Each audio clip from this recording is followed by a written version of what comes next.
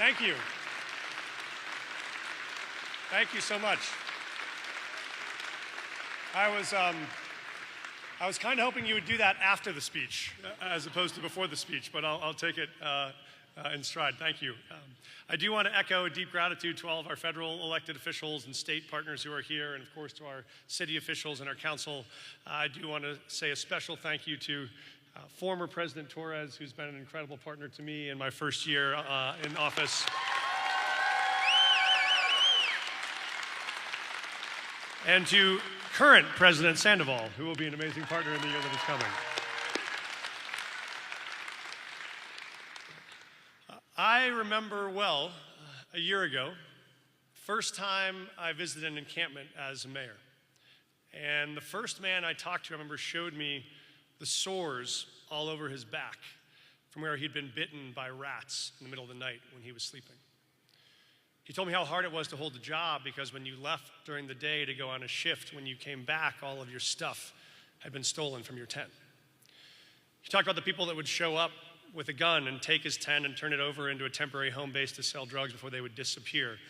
Again, he talked about how many times he had been pushed from block to block or place to place and had to start all over again. And the crisis was not only affecting him, it was affecting all of us. I talked to business leaders in the neighborhood who would talk about how they were facing going out of business, how they'd cut off the foot traffic from the huge encampments, how revenues were plummeting. We had a post office that notified they might have to shut down service because they couldn't get people in and out of the post office. We had hospitals who had a hard time getting people in and out of their hospitals as patients. Some blocks of downtown, we had more tents than we had businesses. And the encampments were magnets for crime, including a young high school grad from this city who was an Army veteran who got shot in the middle of the night while he was in a tent trying to take care of his sister. To many, there was no problem that seemed more unsolvable than street homelessness. Many cities had given in or given up, believing that after COVID, homelessness and encampments were the new normal for every American city. There were 1,000 reasons people said we couldn't succeed. No Denverite will want to accept a new facility to house the homeless in their neighborhood. You can't find enough land or units to solve a problem this big. Construction timelines are 18 months, not 18 weeks. Or people want to be homeless. They wouldn't take housing even if you offered it to them. But in those stories, we saw hope. In every conversation, we found neighbors who wanted to help. In every tent, we found a person who just needed someone to believe in them. We believed that no one was unredeemable and no problem was too big for a city committed to change. So we went to work. We listened to neighbors at more than 60 town halls across the city. We called on leaders from all sectors to help, including faith leaders and nonprofit leaders and business leaders, and we called on unhoused neighbors themselves to be partners. We partnered with this courageous city council to identify, build, and open 1,200 units of transitional housing in 8 different council districts across the city. And at each of those sites, we offered the wraparound services people need. Thank you.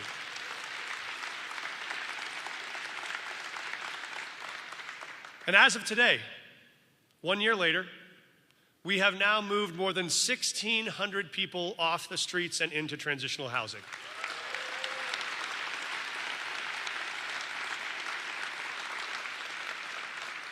In these last 12 months, Denver has housed more people faster per capita than any city in America.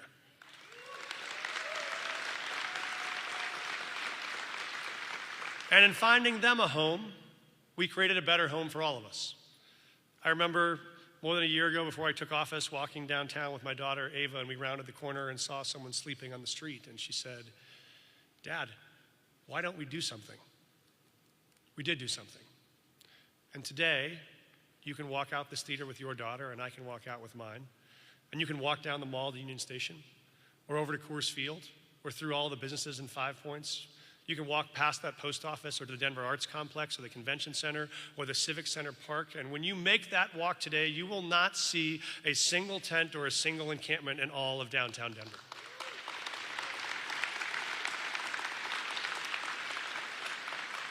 Because those people who are living on the streets are now living indoors in dignity.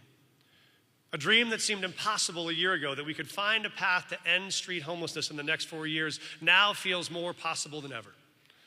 And this year we will mark a major milestone towards that goal, to end street homelessness by focusing on one of our most vulnerable populations, and that's veterans. Those who have risked their lives for our country deserve the decency of stable housing.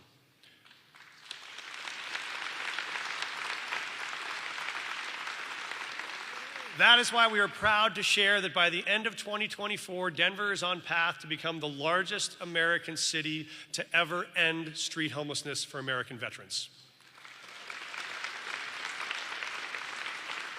But our work is not done. We have much more to do to bring more people off the streets and to help people in transitional housing get placed into permanent housing. This historic effort has not been easy and has not been without mistakes. But in it, we hope you can see the blueprint for what this city can do. We will be bold about what is possible and humble about what it takes to get there. We will be relentless in our focus and collaborative in our process. We will make mistakes from sprinting, but never from standing still. We may fall short by dreaming big, but never by thinking small. Because I would always rather be disappointed by believing in each other than affirmed by doubting each other.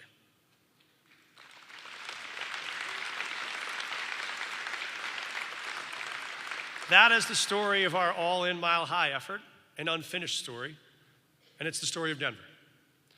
But as we were working to get 1,000 unhoused individuals off the streets and into transitional housing, 30,000 newcomers arrived in our streets in the last year. Many of them arrived in the middle of winter with sandals and a t-shirt, hungry and thirsty and tired, without money or a job or shelter. Individuals like Daniela, who was a school teacher in Venezuela, and her husband, who owned a small plastics manufacturing company. He had made the mistake of speaking up against the government in Venezuela, and for it had been arrested multiple times, imprisoned, and their family had been threatened. So after the last arrest, Daniela decided it was time to leave. She and her husband took their 9-year-old daughter, left their business and their home and everything they owned, and walked 3,000 miles to America. They carried their daughter through the treacherous Darien Gap, more dangerous than Colorado's most jagged 14ers, holding tight to her daughter's hand on those faces where hundreds of families had fallen over the edge. And holding tight to her daughter in the middle of the night in those places where thousands of young girls had been sexually assaulted by cartels in the drive to get to America. When she crossed the border, like many, she did not intend to come to Denver, but was sent here by a governor who thought that brave newcomers would challenge our humanity. They would break us. They would divide us. He had decided they weren't people, but problems.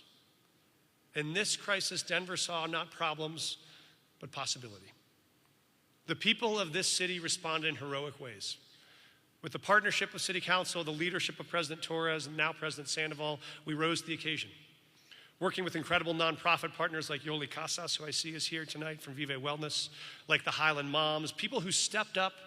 They cooked food for families. They cleared out their closets for clothes for families. They even welcomed families into their homes. And city employees stepped aside from whatever their current job description was, and they stepped in to do what this city needed them to do. Setting up intake systems, opening shelters, providing meals and transit, launching legal clinics, placing people in housing, and finding them jobs.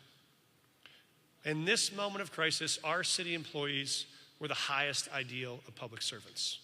And they, today, among all, deserve your applause.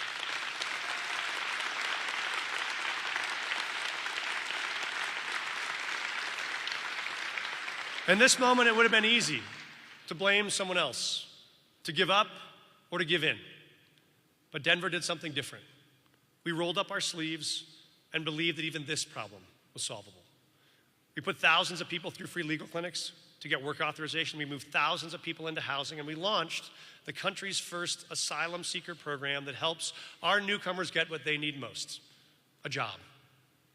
Our program helps newcomers caught in a broken federal immigration system where they may have to wait 7 years for a court date without the ability to work while they wait. We found a new path, helping every newcomer in our program apply for asylum, then while they were waiting those 6 months, get access to the skills they need to enter the jobs that Denver demands. Our program, in partnership with Centro de Trabajadores, helps them learn English, develop financial literacy, choose a high-demand career that Denver employers can't fill, earn career certifications, get the on-the-job work experience, so when that work authorization comes through, they are ready. What was meant to be a crisis that would divide us, we turned into an opportunity to unite us. Newcomers wanted a path, thank you.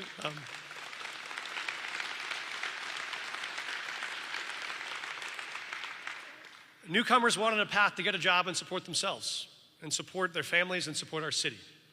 Our businesses were desperate for a talent pipeline of committed workers who could fill those jobs that were hardest to fill. So we built a program to do just that.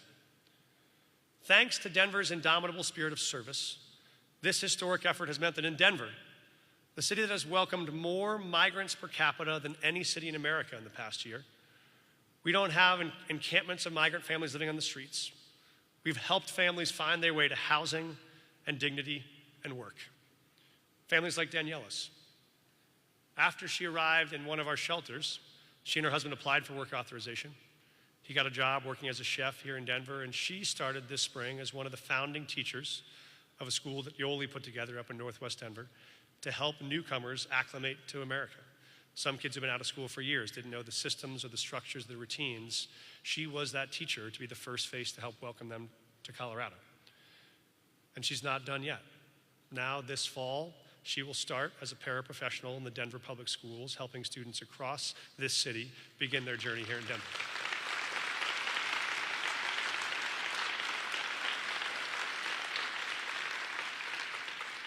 Here in Denver, the American dream is alive and well.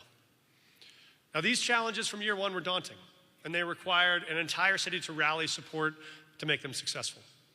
That's why we made sure that people leading our city represented our city and brought new ideas to the table. Working together, we built one of the most diverse cabinet in Denver history, and I believe the most talented. We built the first all-female executive team, and we did it with an unprecedented amount of public involvement, partnering with more than 500 people who served in the largest and most inclusive transition in Denver history. To all those who did that, thank you for your service.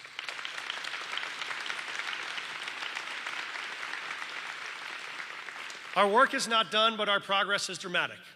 Our successes have opened up new opportunities for even greater impact in the year ahead. And inside each of these struggles, we see the need for more work to be done. Walking that encampment a year ago, the challenges I saw were not just homelessness, but a larger ecosystem that needs attention. Saw the need for a citywide commitment to public safety. We saw a chance to connect each of us back to each other in our communities. The need for an economic revitalization of our city center and all of our neighborhoods, and the urgency to make Denver affordable for everyone. These are the priorities that will drive the year ahead, and I want to spend a couple of minutes talking about those before I close. Often when we talk about public safety, people think of crime. But as I said, the opposite of crime is not safety. The opposite of crime is joy.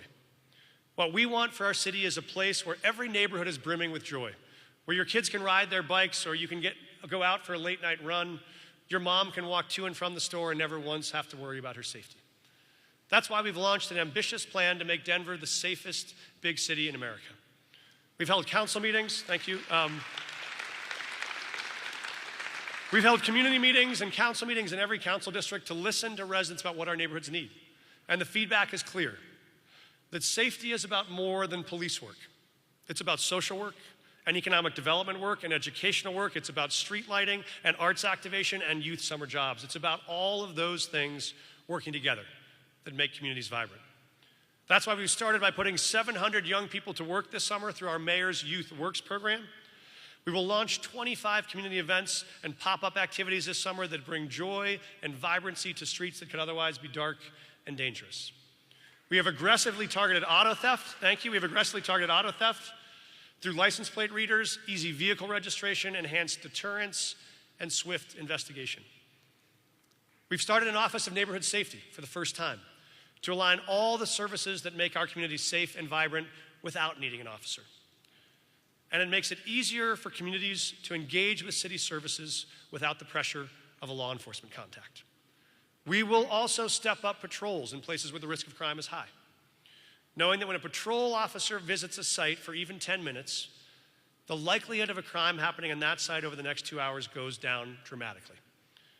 But we also know the best way to stop crime is to prevent it. And the best way to prevent crime is to build trust. So we will start a new practice of trust patrols, where officers can get out of their patrol car and walk through neighborhoods and talk to someone in a business or a rec center or at a public event and ask them what's working, what's not, what can we do better.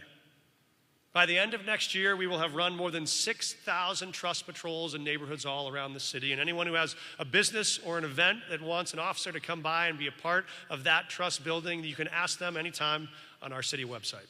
Because a more trusting city is a safer city. And the great news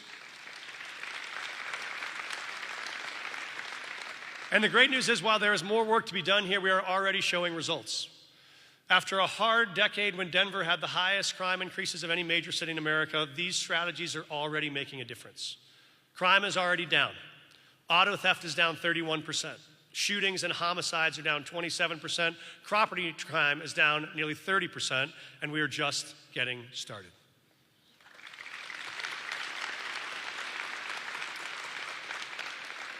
Whenever I talk to someone about their dreams for their neighborhood, the first thing that happens is they offer to help. With every challenge we have faced this year, we have seen the overwhelming evidence of Denverites called to serve. Whether it was getting up early to cook breakfast for 20 migrant families or showing up to prepare toiletries for someone moving into their first unit off the streets, what has remained clear is that Denver is a city motivated by a spirit of service. We all believe these problems are solvable. We all want to do our part. And we know that we are far more powerful when we work together in service of a purpose bigger than ourselves. My wife, Courtney, has shared that same deep call to serve others. We first met as school teachers in the Mississippi Delta, and when I went on to be a teacher and a school principal, she served as a teacher and a social worker, a therapist, and then as a district attorney protecting those who are most at risk. When we took the oath of office a year ago, Courtney had a vision to bring Denver together around that spirit of service. So today we are proud to launch the effort she is committed to make part of our legacy. This program, Give 5 Mile High, is based on a simple idea. We all can serve, and our city is better when we do. We will ask every Denverite to give 5 hours of their time each month to serve our city and our neighbors. Each month we'll focus on a different citywide need and partner with nonprofit organizations across the city to make it easy for every Denverite to serve and to serve together. On the third Saturday of every month, we'll host our Give 5 Mile High Service Day, and we will start in August with a partnership with Denver Public Schools to ensure that every child is ready to start school with the resources they need to succeed.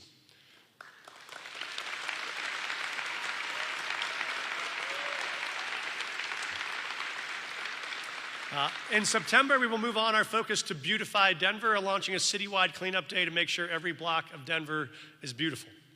So when you walk out of this beautiful Paramount Theater today, you will see my beautiful wife standing at the front door with flyers and info and all the resources you need to get your friends, your neighbors, your coworkers to join you for the city's first Give 5 Service Day this August.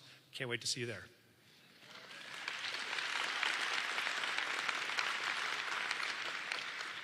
More than 100 years ago, this majestic Paramount Theater opened, designed by Temple Buell.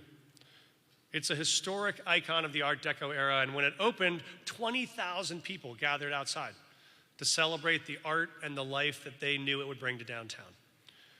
We wanted to host this State of the City here today to join the chorus, now more than 100 years running, that this can be the heart of the most vibrant city center west of the Mississippi.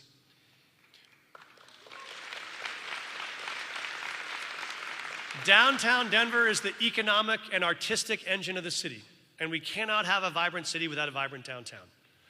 Downtown Denver is the living room for every Denverite, and it is the playground for every Coloradan. That is why this year we will launch our Vibrant Downtown campaign to make the largest ever investment in downtown without raising taxes. We will use these resources to turn downtown from a central business district to a central neighborhood district, complete with affordable housing and public parks, childcare, great retail, restaurants, art and music, and walkable, activated streets where you can get lost in a vibrant world that you can only find in Denver. And the catalyst for this success of downtown will be the final reopening of the 16th Street Mall. Yes. We are grateful for our friends at the Downtown Denver Partnership who are leading this effort, and we will partner to be able to make this a spot that we are all proud of. All of us has a memory of the 16th Street Mall. Every Denverite has one. I remember playing street chess out on the 16th Street Mall when I first moved to Denver as a young person. I remember writing my wedding proposal to Courtney in lipstick on our apartment window in our first apartment on the 16th Street Mall when we moved to Denver. You can already feel the energy of the mall coming back with the first few blocks we opened this summer, and we're just getting warmed up. By the next state of the city, 16th Street will be open from Union Station to the Pavilion. Buses will be running, people will be strolling down our new broad sidewalks, brand new stores will be open, and a whole new generation of Denverites will be coming down to make a whole new generation of memories.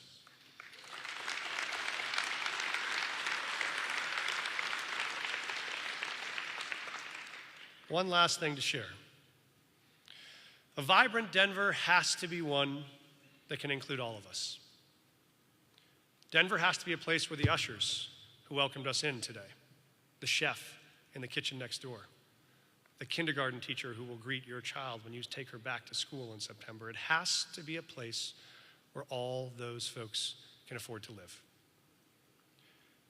Tonight, somewhere in Denver, a girl will wake up scared in the middle of the night and walk into her mom's room, expecting to find her fast asleep. And she won't be.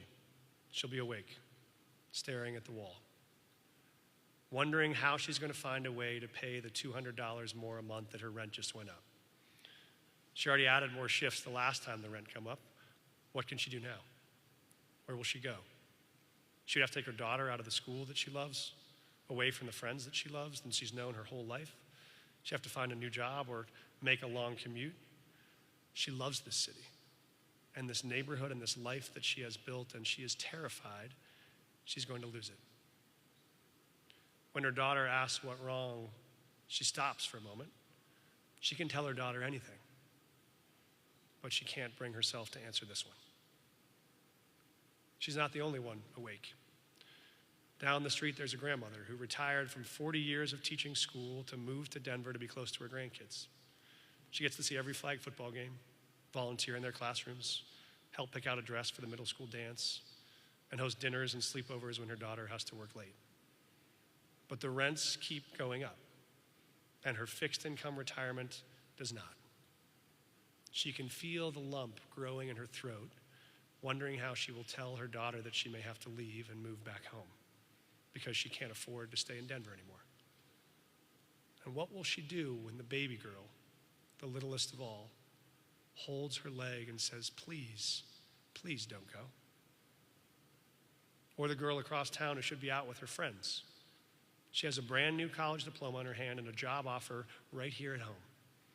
She's in her childhood bedroom, and her heart warms as she looks at the photos on her desk of her and all her friends that one summer night at Red Rocks, or the one of her at age 7 in a tiara at her first Pride Parade. But that warmth recedes into fear because she's looked at the rental cost and she's done the math 100 times.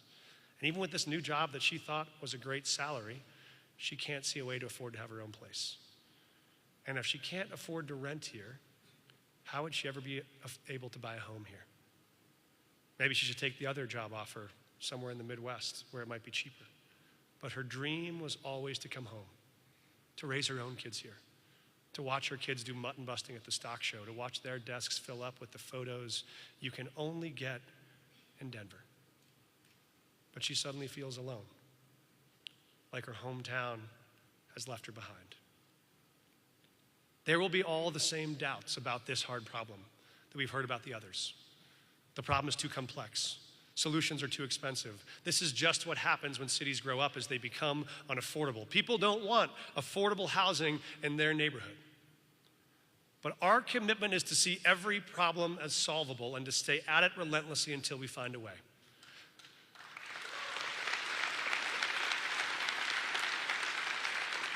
That is why we will partner with City Council this week to work to send a measure to the ballot this November to support our plan for an affordable Denver.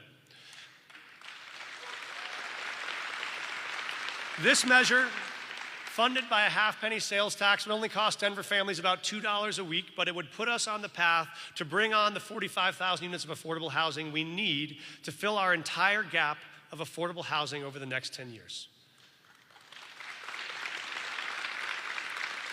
If we want to keep the mom and the grandma and the college graduate in Denver, we can.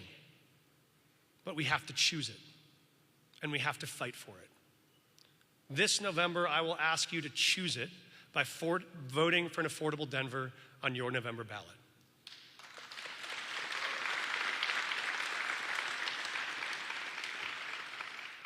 Look, finding a way to reverse the economic impacts of a global pandemic on a city center is hard.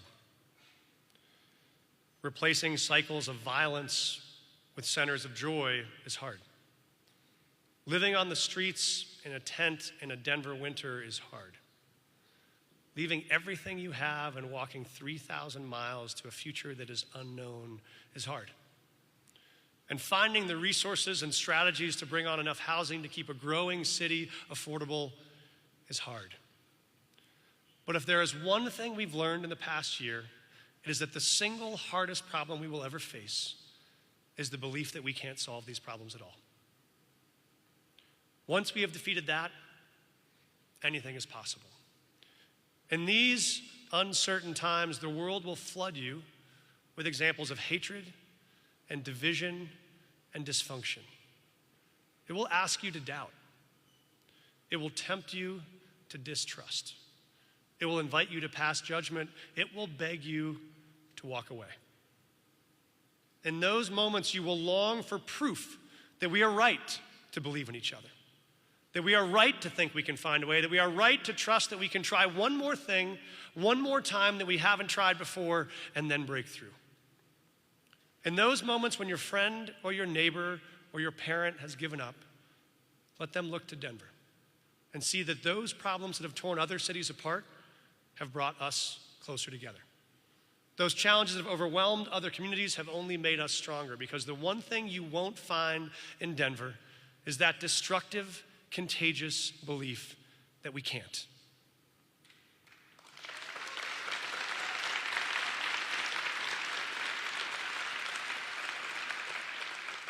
Here in this capital of the New West, where the mountains are tall and the rivers are deep, people believe in each other, and they lean on each other, and they fight for each other, fortified by the deep belief that all our problems are solvable, and we are the ones to solve them. So let's get to work. Thank you so much.